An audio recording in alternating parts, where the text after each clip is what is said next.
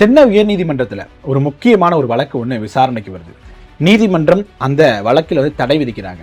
என்ன வழக்கு அப்படின்னா, லட்சுமி லாரன்ஸ் காதல் அப்படிங்கிற ஒரு படம் வருது. அந்த படம் வெளியே வந்துச்சு அப்படின்னா மதம் ரீதியாக மக்களை புண்படுத்தும் அப்படின்ட்டு சென்சார் போர்டு என்ன பண்றாங்க, சான்றிதழ் கொடுக்க மாட்டோம் அப்படின்னு சொல்றாங்க. உயர்நீதிமன்றம் என்ன பண்றாங்க, சென்சார் போர்டுக்கு ஆதரவாக தீர்ப்பு கொடுக்குறாங்க. சென்சார் போர்டு பண்ணது சரிதான் அப்படின்னு முழு படத்தையும் பார்த்துட்டு இந்த படத்திற்கு தடை விதிக்கிறாங்க. அப்படி என்ன விஷயம் அந்த படத்துல பேசப்பட்டிருக்குது, மதம் ரீதியாக என்ன துன்புறுத்தல்கள் நடக்குது அப்படிங்கிறது ஒரு பார்வை. இன்னொரு பக்கம் வைக்கிறாங்க.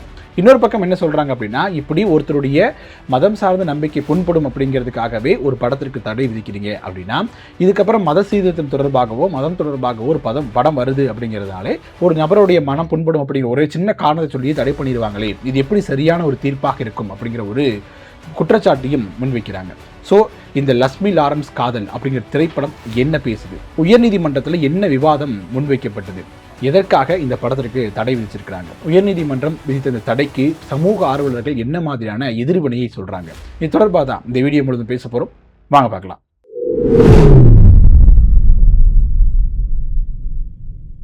வணக்கம் மக்களே, நான் உங்கள் மது, கோப்பாசையிலிருந்து.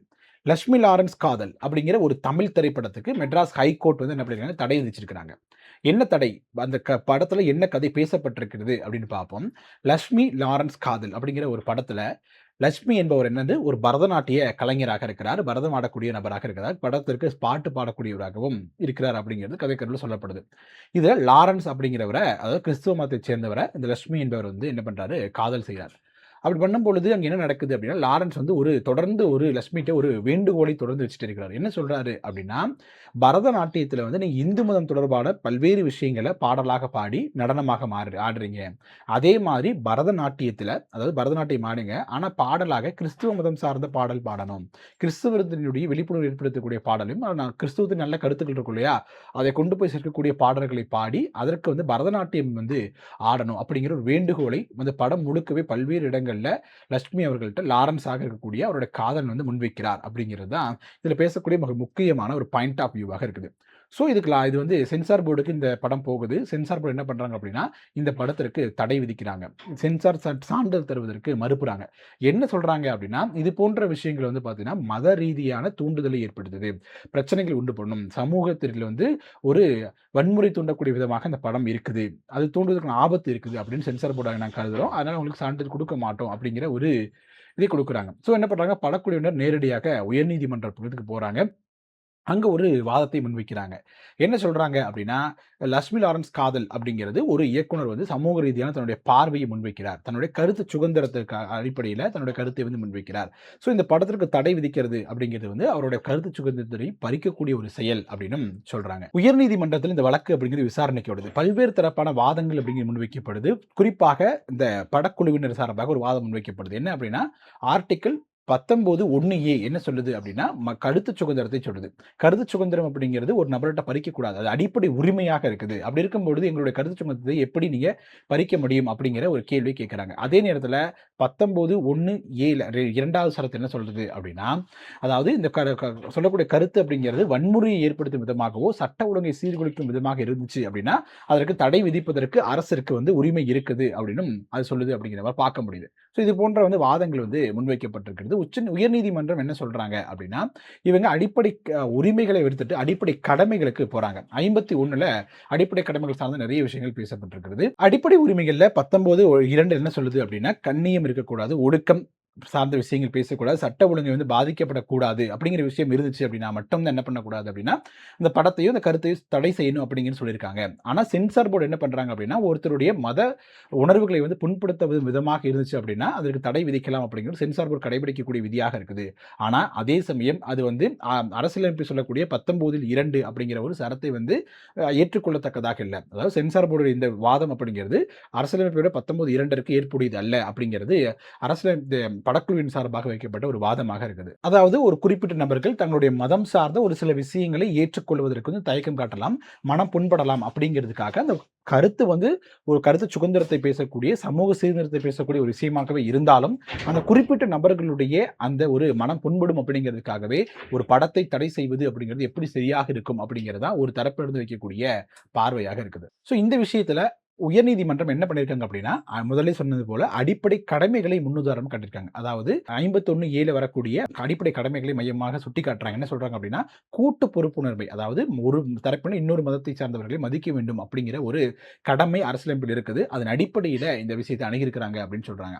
ஸோ இப்படி பண்ணும்பொழுது, அதாவது லாரன்ஸ் அப்படின்னு சொல்லக்கூடிய ஒரு கிறிஸ்துவ மதத்தைச் சேர்ந்தவர், லட்சுமி என்று சொல்லக்கூடிய இந்து மதத்தைச் சேர்ந்த ஒரு பரதநாட்டியம் என்ற இந்து கலையாக சொல்லக்கூடிய ஒரு விஷயத்தை நீங்க வந்து கிறிஸ்துவ மதம் சார்ந்த கிறிஸ்துவ தத்துவங்களை கொண்டு சேர்க்கக்கூடிய ஒரு விஷயமாக நீங்க பயன்படுத்துறீங்க அப்படின்னா, அது வந்து இந்து மதத்தை சேர்ந்தவர்களை புண்படுத்தும் விதமாக இருக்குது அப்படின்னு சொல்றாங்க. அதே நேரத்துல படக்குழுவினர் என்ன ஒரு வார்த்தை வைக்கிறாங்க அப்படின்னா, பரதநாட்டியம் அப்படிங்கிறது ஒரு கலை அப்படின்னு இருக்குது.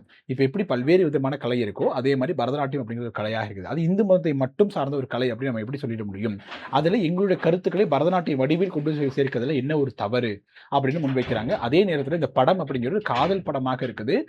அதுல சில சமூக சீர்திருத்த கருத்துக்களை வந்து பேசுறமே ஒழிய, முழுக்க முழுக்க மதம் சார்ந்த அரசியலை மட்டும் பேசக்கூடிய படமாக இது இல்ல அப்படிங்கிற ஒரு வார்த்தையும் முன்வைக்கிறாங்க. இந்த ஒரு வழக்குல உச்சநீதிமன்றத்தோட தீர்ப்பை வந்து சுட்டிக்காட்டுறாங்க. அதாவது அடிப்படை உரிமைகளை மீறக்கூடிய ஒரு விஷயத்தை நீங்க வந்து சுட்டிக்காட்டுறீங்க அப்படின்னா, அதை வந்து ஒரு நீதிமன்றமோ இல்ல ஒரு அரசோ நீங்க வந்து அடிப்படை உரிமை பறிக்கக்கூடிய விஷயத்தை செய்ய முடியாது அப்படின்னு சொல்றாங்க. ஆனா இந்த இடத்துல இந்த வழக்கை பொறுத்த வரைக்கும் ஒரு குறிப்பிட்ட படத்திற்காக என்ன பண்ணப்பட்டிருக்கு அப்படின்னா, அடிப்படை உரிமைன்னு சொல்லக்கூடிய 19 வந்து இருக்கக்கூடிய பேச்சு சுதந்திரம் தொடர்பான உரிமை அப்படிங்கிறது பறிக்கப்பட்டிருக்கிறது அப்படின்னு ஒரு வார்த்தை முன்வைக்கிறாங்க. அதாவது உச்சநீதிமன்றம் எந்த ஒரு காரணத்திற்காகவும் அடிப்படை உரிமைகளை பறிக்கக்கூடாது அப்படின்னும், சட்ட ஒழுங்கு சார்ந்த பிரச்சனைகள் வந்து வரும் அப்படி பட்சத்தில் மட்டும் அரசு சில நடவடிக்கை எடுக்கலாம் அப்படின்னு சொல்லியிருக்காங்க. இந்த வழக்கை பொறுத்த வரைக்கும் இந்த படம் ரிலீஸ் ஆனா சட்ட ஒழுங்கு பிரச்சனை வரும் அப்படின்னோ, இல்ல மதம் சார்ந்த கலவரங்கள் வரும் அப்படின்னோ எந்த இடத்திலும் நீதிமன்றம் சொல்லல. அதே நேரத்தில் சென்சார் போர்டும் சொல்லல.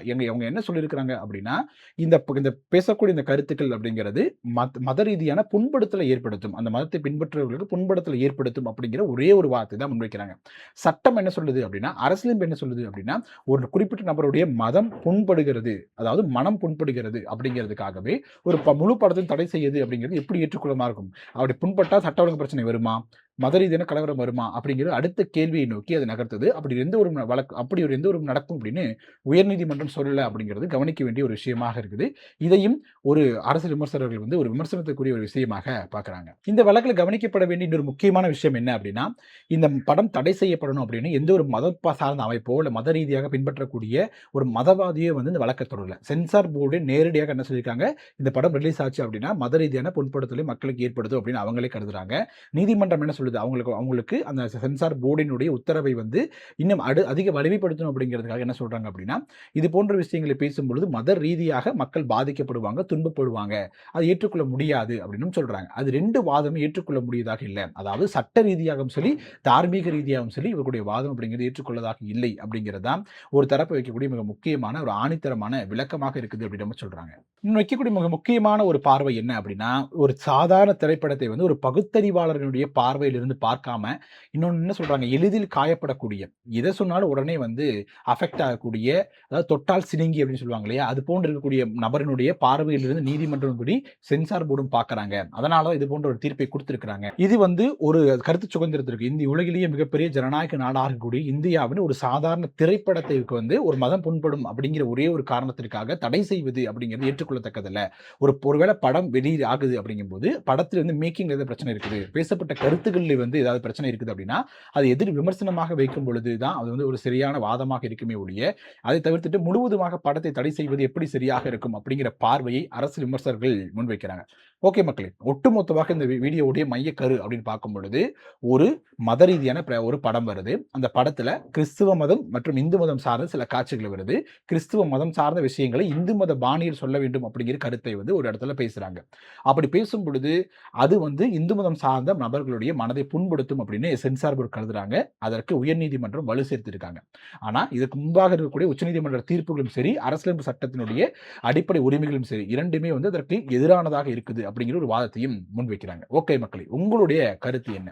இந்த லட்சுமி லாரன்ஸ் காதல் அப்படிங்கிற படம் பேசக்கூடிய இந்த கருத்து அப்படிங்கிறது மத ரீதியாக ஒரு பிளவை ஏற்படுத்தும் அப்படின்னு நீங்க நம்புறீங்களா? உயர்நீதிமன்றத்தினுடைய தீர்ப்பு அப்படிங்கிறது சரியான ஒரு கோணத்தில் தான் இருக்குதா, இல்ல உச்சநீதிமன்றத்தினுடைய இதுக்கு முன்பு கொடுக்கப்பட்ட தீர்ப்புகளின் அடிப்படையில் வச்சு பார்க்கும் பொழுது இது ஒரு தவறான முன்னுதாரணமாக இருக்குது அப்படின்னு நீங்க நினைக்கிறீங்களா?